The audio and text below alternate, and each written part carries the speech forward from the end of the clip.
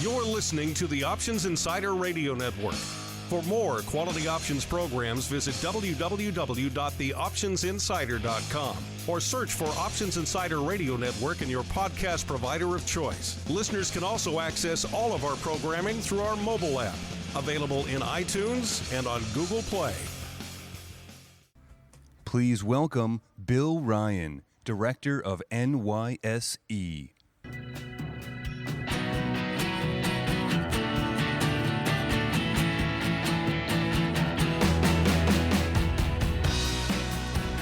Good afternoon, everyone. Okay, so what's going on in Washington right now? You don't know? Well, neither do I. With us this afternoon to shed some light on the outlook for congressional action in 2017 and the most significant items on the Hill's agenda is OCC Executive Chairman and CEO Craig Donohue, who will chat with Tom Reed, who serves as the U.S. Representative for New York's 23rd Congressional District. Congressman Reed was first elected in 2010 and serves on the House Ways and Means Committee, which has responsibility for a wide range of policy ideas, including trade, healthcare, Social Security, and most notably tax policy. He is also taking lead in drafting the House proposal for taxation of financial products. A subject is a great deal of interest to all of us in the industry. Please welcome Craig Donohue and Congressman Reed.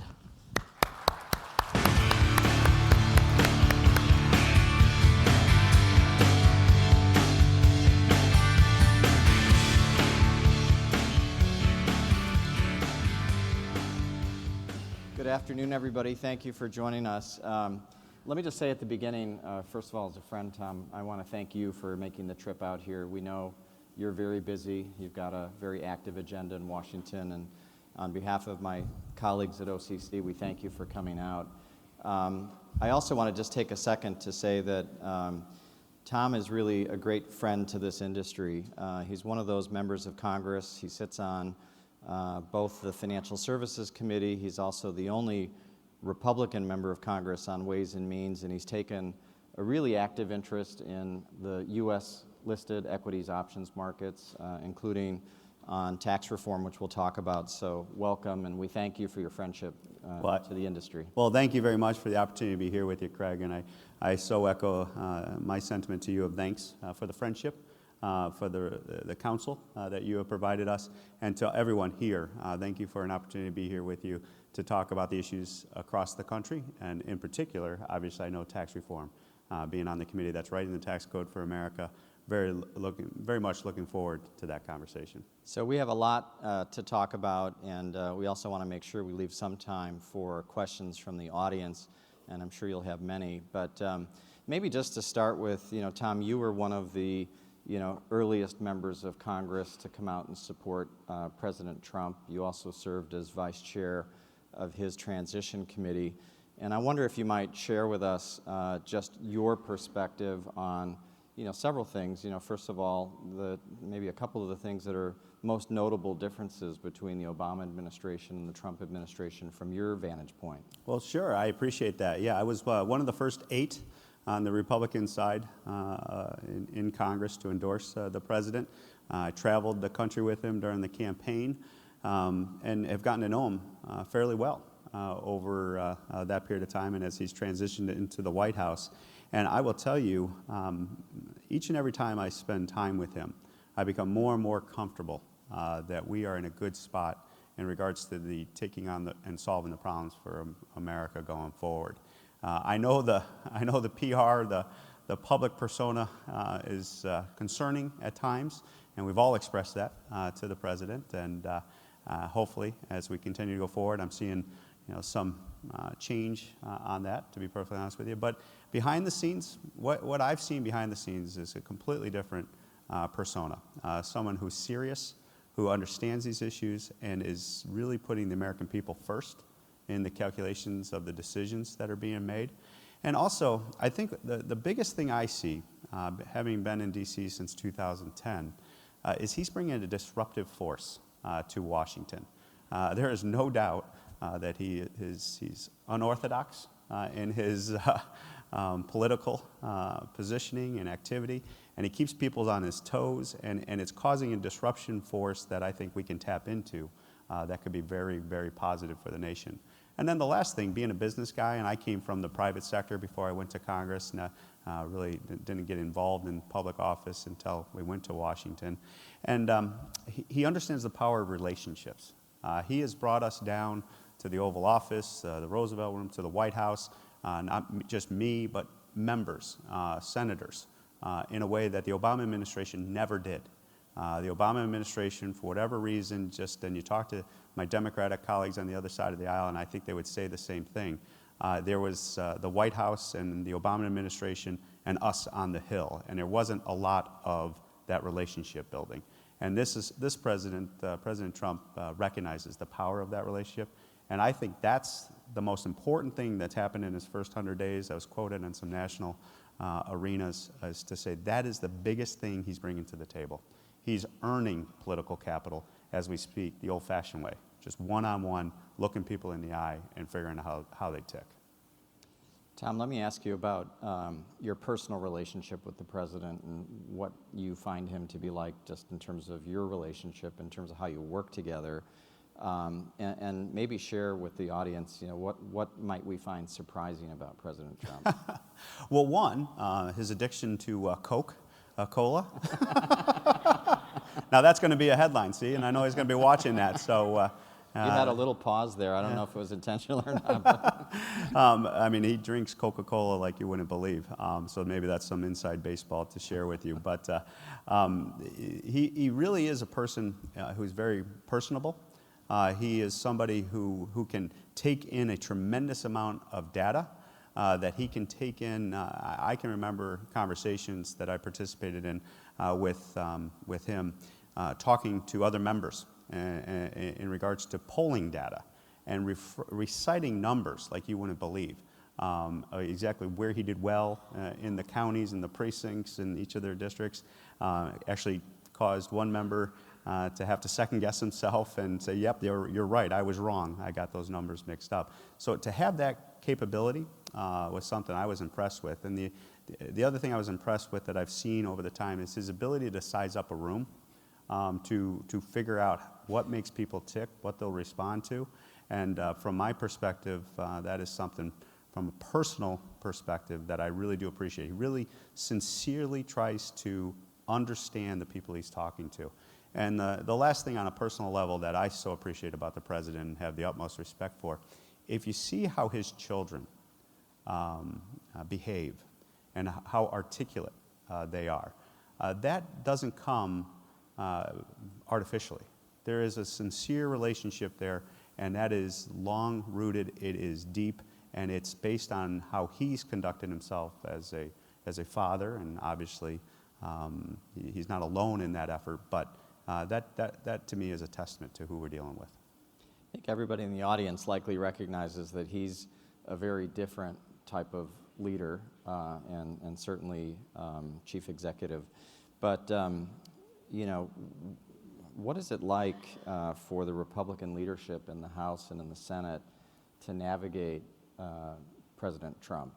It's not the usual thing that you would expect where there's a high degree of alignment around what everyone is trying to do, and it strikes many of us in the audience that is sometimes difficult for the Speaker and for the Senate leadership to navigate. Yeah, I think, Craig, I think those relationships are becoming deeper as we speak. As these days unfold, as they're spending day-to-day time together, working on issues like healthcare, working on the appointment of Gorsuch to the Supreme Court, there's a level of engagement where they're getting to know each other, and it's getting stronger each and every day. And the unorthodox approach, comes with it some anxiety, some fear, and I get that. I totally understand that. But also, I think people appreciate the opportunity that it puts. And if you go into the Oval Office, or you go into the White House today, and you're not prepared, you better be prepared, because he knows this stuff. His team is engaging in this stuff, and he's going to ask you the hard questions, and you better be able to answer it. And so I think from that perspective, those are all positives in my mind. Now, the anxiety and fear that's generated often, sometimes with the Twitter and the other things, that is a legitimate concern, and hopefully as we watch the rhetoric, hopefully tone down. But I've always watched the rhetoric and the action to me has always been very measured and reasonable. And I think that gives a lot of us as legislators, some confidence that we're going down the right path. Let's talk a little bit about bipartisanship. We had recently, a bipartisan effort to fund the government through the fall, and maybe talk a little bit about healthcare. But is there anything in what we saw in terms of keeping the government operating and funded that should give us encouragement that bipartisanship is something that we can see coming down the line on healthcare, on other things like tax reform, which we'll also talk about? Healthcare might be a little early before we can get into the bipartisan efforts, but I'm confident we're going to get there. I'm part of efforts. I co-chair the Problem Solvers Caucus, which is a group of members, 20 strong, essentially on each side. I'm the Republican chair. Josh Gottheimer from New Jersey is the Democratic chair, and we got senior members, we got new members that have engaged. And what's happening in the Problem Solvers Caucus, to maybe demonstrate it through that, is we came together and we said, you know what, enough is enough. I'm calling it the rise of the governing. We are taking a page out of some other folks that have voted as a bloc and really try to influence Washington, D.C. We're doing the same thing in the Problem Solvers Caucus. This comes out of the No Labels effort, the No Labels movement, and where we are committing to each other. If we can get to a consensus position of 75%, 51% on each side of the aisle, we're going to take a position and say this is what we will do in regards to voting for that legislation if you do what we have come to consensus on. And in the funding bill, I think we were influential in that because we came to a consensus and we said, we want to keep the government open. Get all the ideological stuff and take that out of this debate and move it to other venues. Let's keep the government open, have a conversation about the numbers or where the appropriation levels will be, but at the end of the day, let's govern. And when we delivered that block of votes to our leadership and to the White House, I think it gave them alternatives that they didn't have before. And I think that is why, and to some degree, we ended up with pretty much a clean funding bill for the rest of 2017 going into 18, because we were part of that effort to say we need to govern, let's put the ideological stuff aside, and don't put the American people in the crosshairs of the drama that often comes out of Washington, D.C. So that to me is a step in the right direction. The president was criticized for perhaps being too easy to agree on that. Do you think that criticism is unfair? I think the president is going to be criticized any decision he makes, especially right now with the polarized nation that we face. So I think either side will take the opportunity to criticize the president if they don't agree with where the president came down or where we came down in Congress. And I think that's part of the job. So I think any criticism there comes from that. I think the deal that we negotiated was a fair deal. It was a reasonable deal, and it reflects our top priorities when it comes to funding and moving forward. But I think as we go down this path, the more that we can show we're governing, and I get a sense traveling the country, I think the American people will appreciate that type of leadership, and that's the kind of leadership we're trying to deliver in the House, in the Senate, and now with President Trump. Well, speaking of polarization, I mentioned healthcare, and we had a chance to talk about that a little bit at lunch, but it seems like it's devolved into an argument about the forces of good and evil versus an argument about how to develop solutions to the problems that we have, and also thinking through what are the right policies that drive the right incentives, behaviors, and outcomes. And I wonder if you might share with the audience, your perspective on healthcare reform. What are the right elements of it? How do we get to something that can work? And then politically and process-wise, where do you see it going from here, and particularly in terms of the Senate? Well, right now, obviously we're in a very partisan environment when it comes to healthcare. This is a carryover from the campaign. We're trying to honor some pledges that we have made to repeal the Affordable Care Act, Obamacare, replace it with better policies. But given the nature of what we can do with the inside D.C. rules of 51-vote policy coming in through the reconciliation bill and others, very limited as to what we can do in regards to getting to the root issue, and that is the healthcare cost issue. And a lot of the bill we just passed dealt with health insurance, if you know it. Health insurance and health care are two completely different beasts. And so the sooner we can get past this partisan environment to get into the healthcare arena, I think that's going to move the needle when it comes to lowering costs, making healthcare available to more Americans, and also see a market that essentially is responding to competitive pressures. Because you really have two, as I've studied this and looked at this, and I would be open to input if anyone has another thought process, you really have two tools to address this problem. The one tool is government mandate, government controlled, i.e. some people are advocating for a single payer type healthcare system in America, which is a government-based type system. Or you have a competitive driven marketplace in healthcare and health insurance that's transparent, that is using the power of competition to bring the cost down and to change public behavior in a way that's positive for healthcare going forward. I subscribe, and this is where often the polarization. I just did town halls again this past weekend. We do them all the time. I've done 200 plus of them, and we've been on the national news, and Saturday national news followed us around too. That philosophical difference you cannot reconcile per se. Now there's areas that we can come to an agreement on, maybe that we can agree on, like hospice, palliative care, getting away from a fee-for-service based system into a capitated population-based system. Those are things I think that we can get to, but that philosophical difference is something that I think is going to be with us for some time. And from my perspective, the more you use the competitive pressure and you empower individuals and you empower providers, that leads to a better outcome to a situation such as American healthcare going forward. So right now we're the ones leading the charge, and so I think you're going to see more initiatives coming at it from that perspective. Tell us about what you think happens in the Senate. You know, there's a great deal of skepticism that, you know, what's been done now by the House has any chance of success. How do you see that process evolving? What do you think the major changes may be to what the House has proposed? Well, being relatively new to Washington, but being around a little bit since 2010, I hesitate to guess what the Senate's going to do.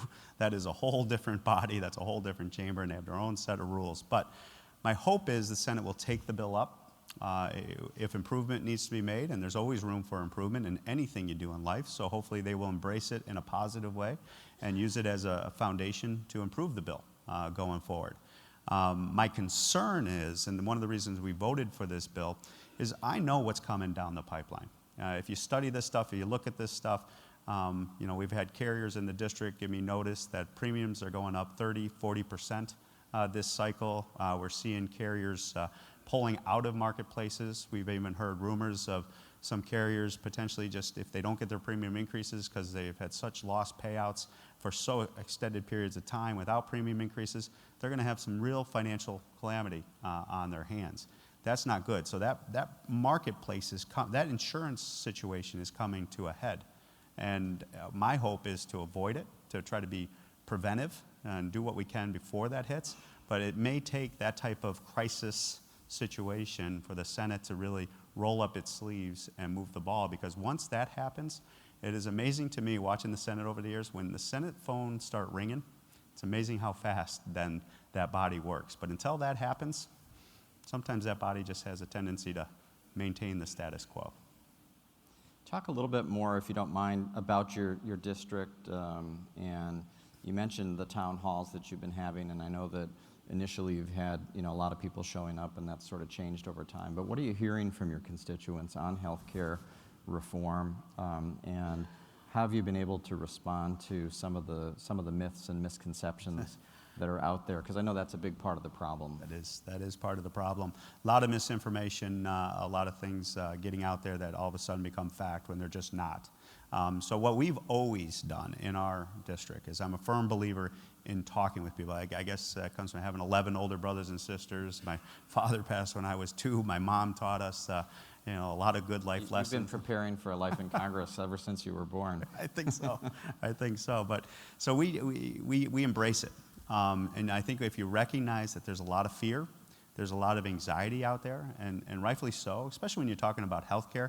And also you're talking about a president that is unorthodox, that causes that anxiety to a large degree that a lot of people aren't used to, obviously.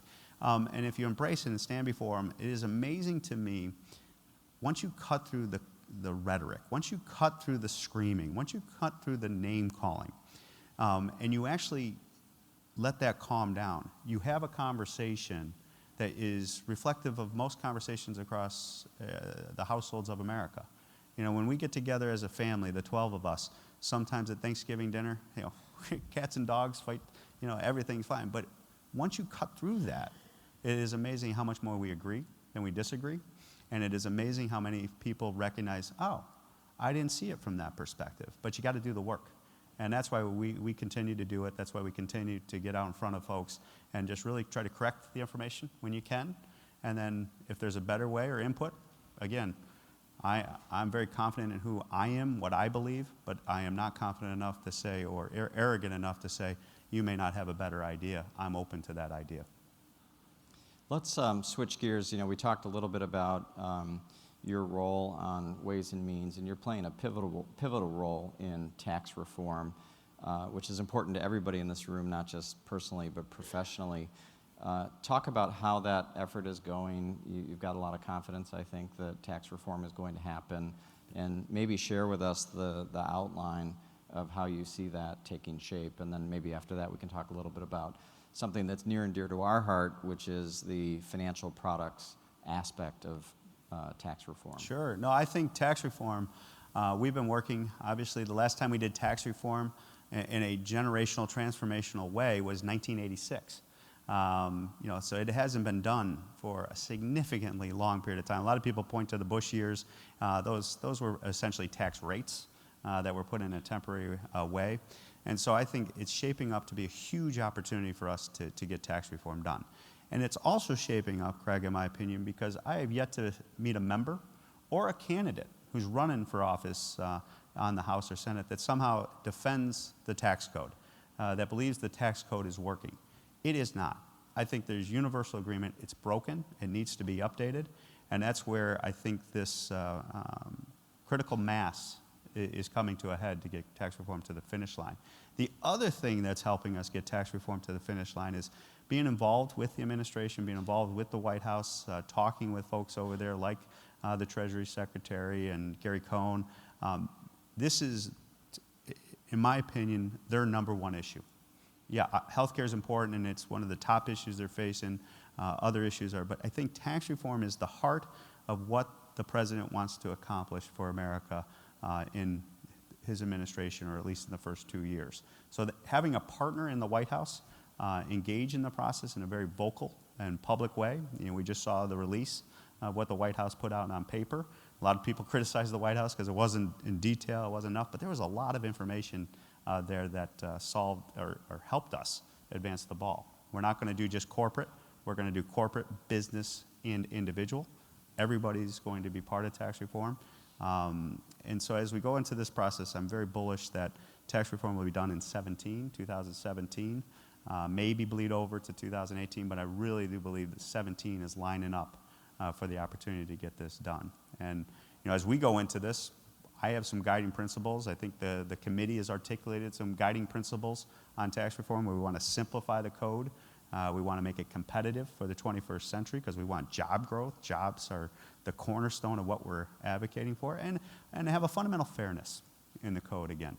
Fundamental fairness so that it's not who you know that gets you the tax benefit, but tax policy that treats folks in a logical, rational, even way to the extent possible. Tom, talk about the process just in terms of how you think it'll be managed and unfold. There was criticism early on that there was just, you know, it was too general of a plan, not enough detail, it was too sketchy. I know that's not how you plan to see things unfold, but just share with the audience what we can expect. I think the general decision has been made to embrace the ideas in a more detailed fashion. We have had a lot of general conversation. You saw the blueprint, but there's a lot of information in the blueprint. There's a lot of information in what we did in the Dave Camp. Obviously, we did a complete rewrite of the tax code, but the Camp draft is not going to be what we pull off the shelf and put in place for tax reform. A lot of work was done, and so there's a lot of foundational work that is being done, and I think the decision's been made to have hearings, to get, when possible, maybe pieces of proposals out there, so we limit the unintended consequences that comes with tax reform. Because one of the things I've learned over the years is the tax code, to take a laser to the tax code or think you're just tweaking one provision and that's all you're touching is just not the way it is. It ripples throughout the American economy and the world economy. And so we're trying to get this right. We're trying to get that input. We're trying to have the dialogue and make sure that when we touch this issue, we do it in a much more open, honest, and be willing to defend the policy at the end of the day because we vetted it as much as possible.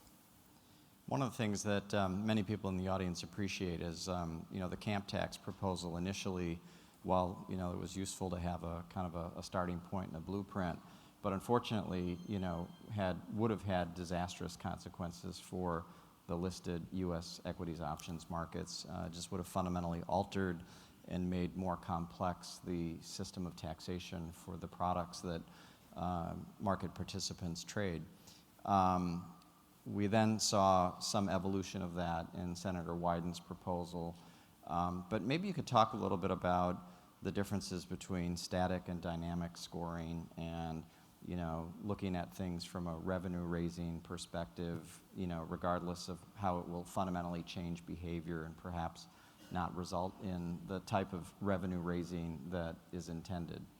I appreciate that. And your philosophy. Yeah, no, and this is exactly why being part of the camp, I was on the committee when we did the camp proposal and put it out there and heard loud and clear from your industry and the industry represented here that this would have devastating impacts. And one of the things that clearly was being done when we did the camp draft, remember we put our handcuffs on us with the revenue neutrality and the distributionally neutral requirements that we went into that exercise with. We wanted to show that we could do it.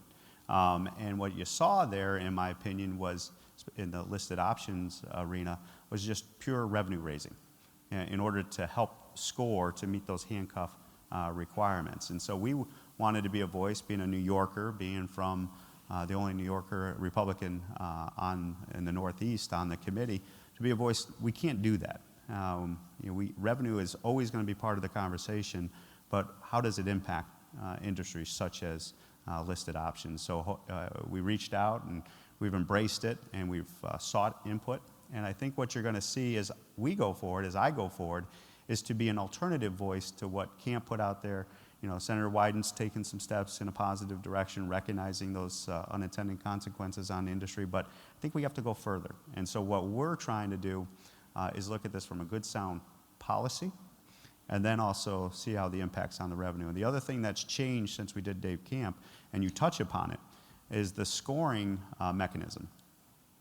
When Dave and the committee were putting the bill together originally, it was still in the static scoring type of DC world. We opened the door to dynamic scoring. We did have a dynamic score with Dave Camp, but we've come a great distance from where we were to where we are, and the ability of the bean counters of Washington to score these things on a dynamic basis, that's just common sense scoring. Static scoring is you just add the numbers up, and if you change this dial, you're going to generate this much more tax revenue, or you're going to generate this much less tax revenue. Dynamic scoring says, well, if you increase taxes, you're also going to have behavioral impacts that are going to make a change. Now we have that ability to do that score. And so that helps us get to the revenue neutrality issue that many of us are trying to get to, in the sense because we're sensitive to the national debt and the deficit. But also, I'll put on your radar, revenue neutrality is also, if we're going to do a 51-vote type policy, you need revenue neutrality in order to get to permanence in both the first and second window of the budget window. So revenue neutrality has a philosophical, political basis, but it also has a real substantive procedural basis that we're trying to achieve. My hope is if you do it in a bipartisan basis, you get 60 votes in the Senate to get this done, and that's the effort we're trying to do with the Problem Solvers Caucus and be part of those efforts to do it in a bipartisan way. Then you don't have to worry about that as much, and you can focus more on good, sound tax policy for the American people. And so, building off of Camp, I'm looking at things, looking at the character of loss and gains for you folks, recognizing that we want to lower the rates, recognize that in this industry, I look at interest income, I look at investment income, and they get the reduced rate. It makes sense to me to put on paper a reduced rate for the returns that you have, but making sure that those losses can be applied across the board to all your gains. And maybe that's something that we could have a debate on and a conversation on, and we're going to be a voice to advocate for that.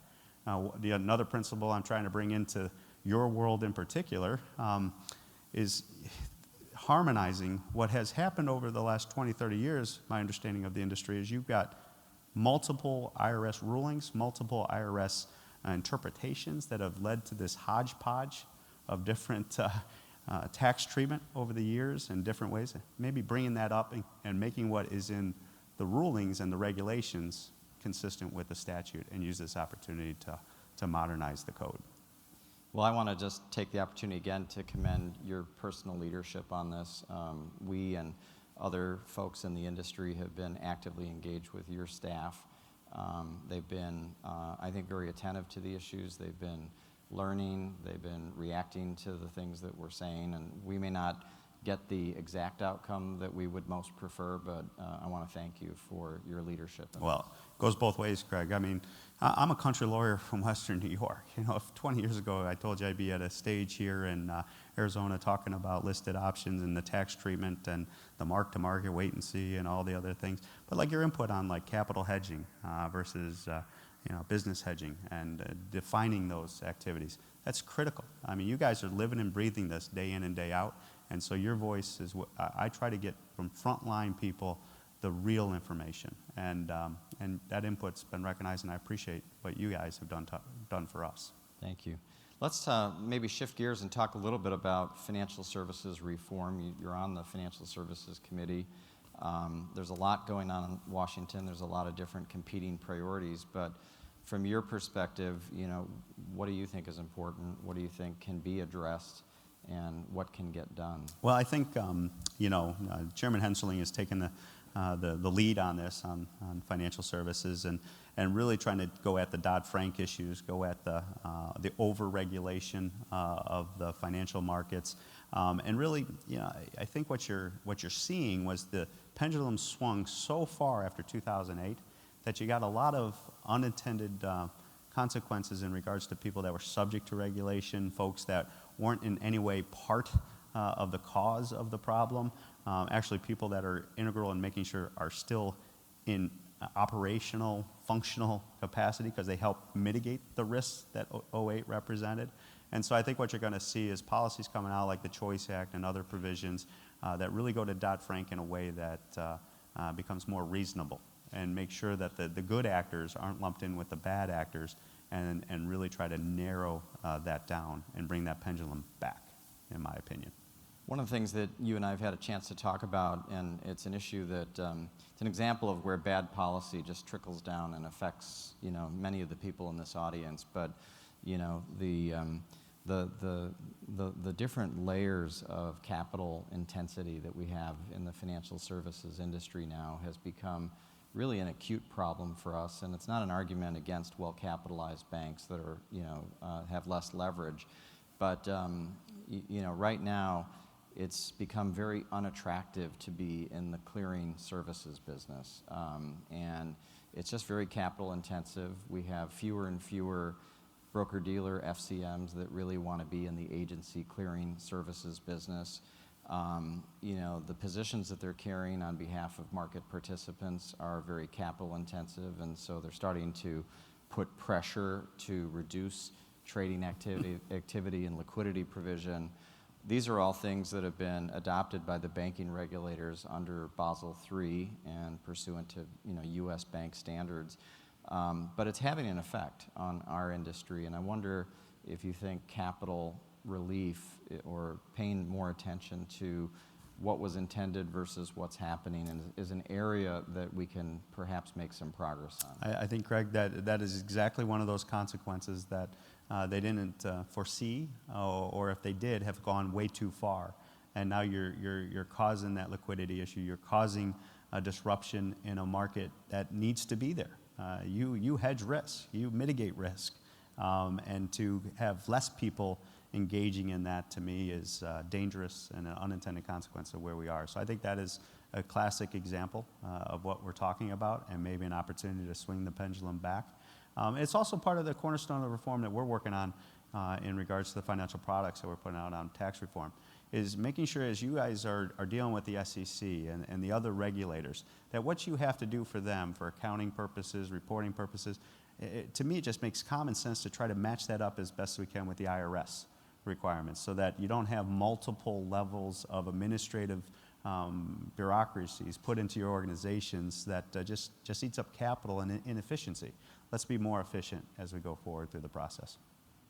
I know that the Congressman has a flight to catch, and we want to make sure that we have time for questions for the audience. But before we do that, if we could just go back for a minute. You know, you mentioned your work with the Problem Solvers Caucus, and I'd like to hear a little bit more about that. I think the audience would too. You know, we're all hoping for people who are committed to problem solving and bipartisanship and solving the many and great problems that this country faces. Well, I appreciate that because this is work that I've gone all in on.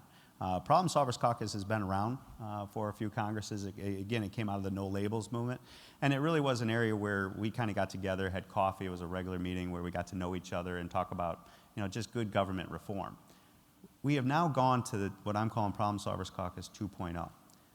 By taking that voting block mechanism that we have, we've actually started to weed out some folks that did it more for political purposes to make sure that they had this bipartisan seal that they could run on back in the district, but when they got to DC, they were the most partisan people that I've ever seen up there. And so we're kind of weeding that out, and this is becoming a huge opportunity. And also, I will tell you, it's being recognized across the country. They tell me, because I don't know the details and I can't know the details, that there are folks stepping up to a tune of an independent super PAC to $50 million. It was publicly reported to stand with members that want to govern on both the Republican and Democratic side. And that's the effort we're leading on the Republican side, is to identify those members that say, you know what, maybe to our leadership, maybe you're going too far to the extreme. And to the left, same thing happening to their leadership. And from my perspective, I would think what we generally represent are the more, I don't want to say ideological center, but the more practical outcomes of where we're going to have to be dealing with the Senate, dealing with the White House. And so we're really about governing and just bringing common sense solutions to the problems we face. And I'm excited about it. It's getting stronger, and the support is growing. And we've already played an influence in the funding bill. Next thing we're looking at is probably the debt ceiling. And then overall tax reform and infrastructure is something where I think substantively we can make a big difference in regards to the policy coming out of Washington. Good. All right. Well, let's take some of the questions that we have from the audience. So one member of the audience asked, "Do Republicans, Democrats ever socialize anymore?" Some of us more, like the problem solvers groups, we do get together and do socialize and get to know each other. But one of the problems we're facing, and this came out of the Newt Gingrich era, is my understanding, is there was this general schedule to get folks back to their districts, and you do face this catch-22. When I'm in the district, people are yelling at me saying, "Why are you here? Why aren't you in Washington?" And then when I'm in Washington, people are yelling back on, "Why aren't you back here listening to us and talking to us?" So there is this dichotomy that this catch-22 you face. And so because of that, we don't spend the weekends with each other. We don't spend a lot of time outside of the work hour, out of the work day, and because our work day goes into the evening most of the time and early in the morning, that we're really getting to know each other. But we're trying. There's a bunch of different efforts afoot to get us together to just sit down, have a cup of coffee, go to an event in D.C. maybe that they're hosting where you can just really enjoy each other and your families. That's something we're trying to do, is bring families into it. Because, we've all had relationships there where, if your spouse and your kids get to know another member's spouse and their kids, very hard to go to the floor of the house and call that same person an SOB, knowing you're going to see them, at an event on Saturday, or be going over to their house to share a dinner or a meal. Moving away from bipartisanship and working across the aisle, it seems that, we've seen a real devolution in party unity, both on the Democratic and the Republican side. And so, what are the challenges of getting enough votes, even in a Republican-controlled House of Representatives, to get things done when it seems like we've got maybe three, you probably would say 30, but three major factions in the party? How do you get party unity, and how do you get enough votes to get things done? I think you're seeing the result of that as we speak in Washington. It seems like a lot of the time we all go to our camps, and and then in our camps, and then on each side of the camp, you got this internal fissure that's happening. We've had the Tea Party moment. People look at 2010. They're calling this on the left. There's a real herbal Tea Party movement going on, is what they're labeling it. That is, and these are the factions that we're dealing with. But I will tell you, the silent majority of members that I talk to, because members, it's a great job, it's very rewarding, but you spend a lot of time away from your family, you spend a lot of time away from your businesses. I had to give up my businesses just because of the rules of the House. And so you went there to do something, and there's this critical mass that's developing that I can tell you, I've talked with members on both sides of the aisle that are saying enough is enough. It's time to put all that aside and accomplish something, because once we accomplish it, we're done. The pin, we wear congressional pins, that's what we wear on the Hill. The pin is defining less and less of us, willing to give it up in a heartbeat, so long as we're part of the legacy that said we were there when we took on tax reform, when we took on health reform, when we got our entitlements stabilized for 75 years, and we had an economy that started growing again so that you provided opportunity for the next generation and the generation beyond. We do that, and that's what we're working for, that's what I'm working for. I can tell you there are members that are ready to jump in a heartbeat if you get that before them, and they will cross party lines and get this to the finish line. Do you think that the lack of earmarks plays a role in party unity or even bipartisanship? Which is to say that anything can be abused at times, but on balance, do you think it has the potential to bring people together? Yeah, earmarks in the classic sense, I don't support bringing them back, because there was a tremendous amount of abuse there. But obviously they utilize that in order to bring people to get votes and things like that. I think we can do it in a better way. I think we can do it in a way to get the votes there, in the sense of listening to members, get their ideas, bringing their ideas into the legislation. I think there are other tools available to us. And then also the bottom line, we're either going to have to do this now, or the crisis will come upon us, and then we're going to have to deal with it then. And my hope is that people, and most members are starting to see that there's very limited runway left between us and that crisis. So they're starting to say, you know what, and if people start calling, people start engaging, we're seeing the polarization, the anger out in the American public. I think that, to me, is something that can get us to say, we need to do what we came here to do, and that's get things done for the American people. Many people in the audience have lots and lots of different regulatory interests before the SEC.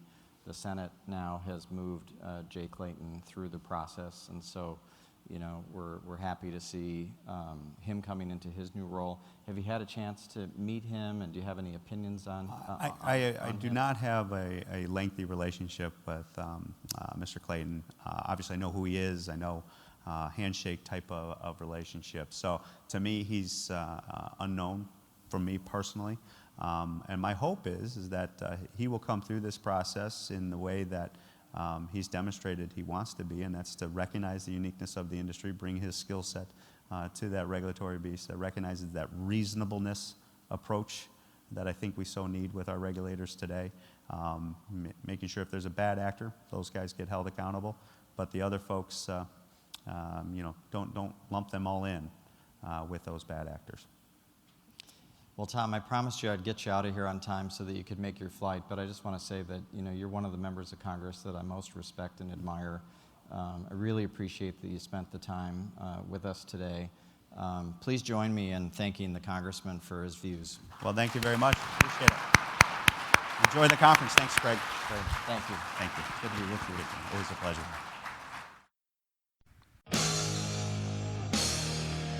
The preceding program was a production of the Options Insider Radio Network. For more quality options programs, visit www.theoptionsinsider.com or search for Options Insider Radio Network in your podcast provider of choice. Listeners can also access all of our programming through our mobile app, available in iTunes and on Google Play. Don't forget to follow along with your favorite programs and submit your own questions for the hosts at twitter.com/options, facebook.com/theoptionsinsider, or via questions@theoptionsinsider.com.